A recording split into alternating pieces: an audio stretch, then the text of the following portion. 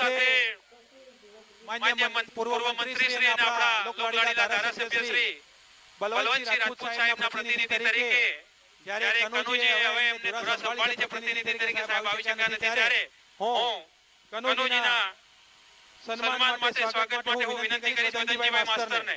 વદનજી ઝડપથી સ્ટેજ ઉપર આવશે.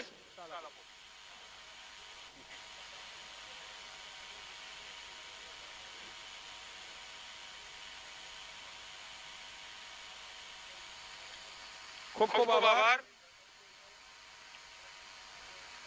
અમારા માન્ય બલવંતસિંહ રાજપૂત સાહેબને પણ આપણે અહીંયા ફાઇનલમાં ઉપસ્થિત રહેવા માટે આમંત્રણ આપ્યું હતું, પણ અનિવાર્ય સંજોગોને લઈને એમને કહી દીધું કે જો અનુકૂળતા છે તો હું ટ્રોફી વિતરણ વખતે કેમ ટાઈમ સેટ થશે તો આવીશ.